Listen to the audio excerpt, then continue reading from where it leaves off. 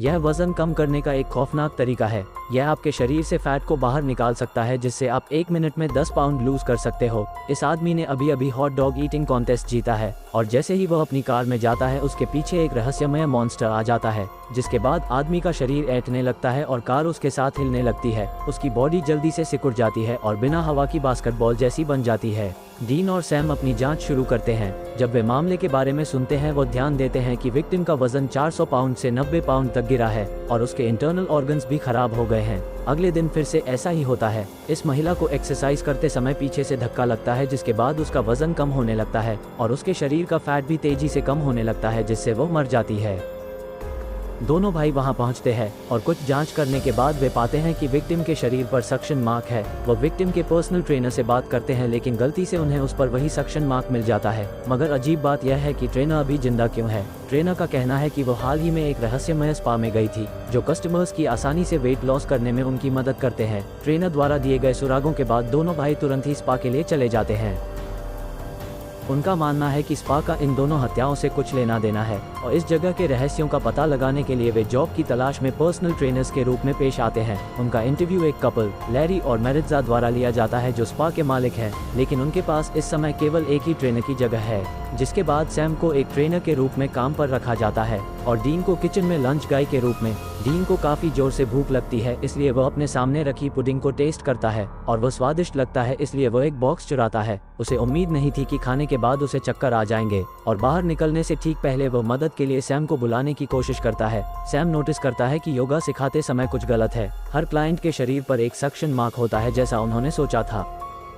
उसी समय मैरिट्जा एक क्लाइंट के लिए कपिंग थेरेपी कर रही होती है। वह क्लाइंट को बताती है कि यह चाइना की एक पारंपरिक तकनीक है, जो न केवल शरीर से टॉक्सिन्स को बाहर निकालती है बल्कि वजन कम करने में भी मदद करती है। और इसका नुकसान ये है कि यह पीठ पर एक लाल सक्शन मार्क छोड़ देगा। वास्तव में पूरी कपिंग थेरेपी सिर्फ एक दिखावा है। सक्शन मार्क वास्तव में उसके चूसने के कारण होता है।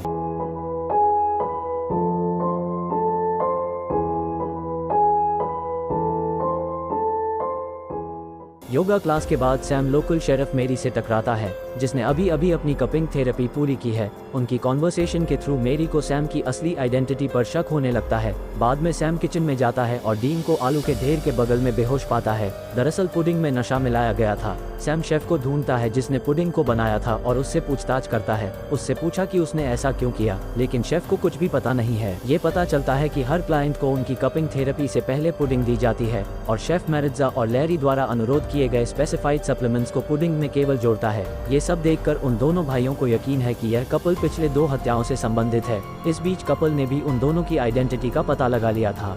वह जान गए थे कि वो दोनों भाई हंटर्स हैं। वे अच्छी तरह जानते हैं कि उनके लिए बचना लगभग असंभव है और उससे भी जरूरी एविडेंस को डिस्ट्रॉय करना है। मैरिट्जा फैट को फ्रिज से बाहर निकालने के लिए दौड़ती है और उसे फेंकने लगती है, लेकिन उसे लगता है कि फैट को फेंकने की जगह वह उसे खा सकती है और जैसे ही वह उसे खाने लगती है डीन उसके पीछे आता है। वह सब कुछ देखता है और फिर उसे कुर्सी से बांध देता है। मैरिट्जा ये कहते हुए इनकार करती है कि उसने किसी को भी नहीं मारा और वो सिर्फ एक पेरुवियन फैट सकर है। फैट चूसने से वो लोगों को वजन कम करने में उनकी मदद करती है और उसी समय वो खुद को भी खिलाती है, जो एक विन विन सिचुएशन है। उसका दावा है कि उसने किसी को चोट नहीं पहुंचाई है। तो फिर 2 हत्याओं के लिए कौन जिम्मेदार है? यह उसका भाई अलोंसो है, जो अक्सर अपनी भूख को नियंत्रित नहीं कर पाता। ये कपल स्पा को बनाने के लिए वर्षों से काम कर रहे थे और वे अलोंसो की वजह से इसे बर्बाद नहीं करना चाहते हैं। इसलिए लैरी अलोंसो को जॉब से निकालने का फैसला करता है और वह अलोंसो को अपना बैग पैक करके यहाँ से निकलने के लिए कहता है। उसी समय जैसे ही सैम वहाँ से गुजरता है, वह रसोई से चीख सुनता है। वह अंदर जाता है और पाता है कि लैरी को अलोंसो ने मार डाला है।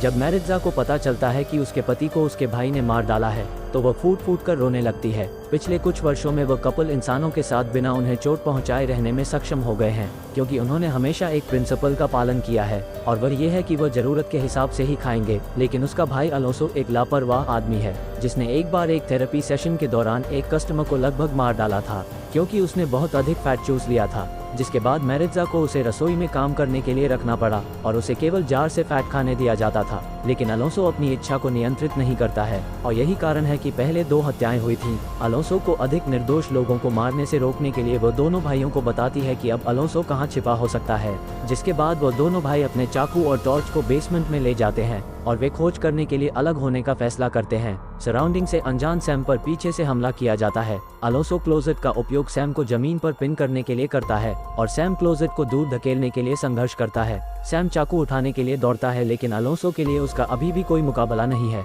और वो फिर से जमीन पर गिरा दिया जाता है। अलोंसो सैम को अपने सूंड से घातक झटका देने की कोशिश करता है, लेकिन सौभाग्य से डीन समय पर आ जाता है और अलोंसो की सूंड को काट देता है। सैम बचा लिया जाता है, जबकि अलोंसो तुरंत मर जाता है क्योंकि वह अपनी सूंड खो देता है। हालांकि मैरिट्ज़ा भी एक मॉन्स्टर है, मगर क्योंकि उसने कभी किसी इंसान को नुकसान नहीं पहुंचाया है और उन दोनों भाइयों को मामले को सुलझाने में मदद की है, वो दोनों उसे जाने देने का फैसला करते हैं। और इसी के साथ यह मूवी यहाँ खत्म हो जाती है। अगर वीडियो पसंद आई हो तो इसे एक लाइक कर देना और इसी तरह की हॉरर अमेजिंग वीडियोस के लिए सब्सक्राइब। धन्यवाद।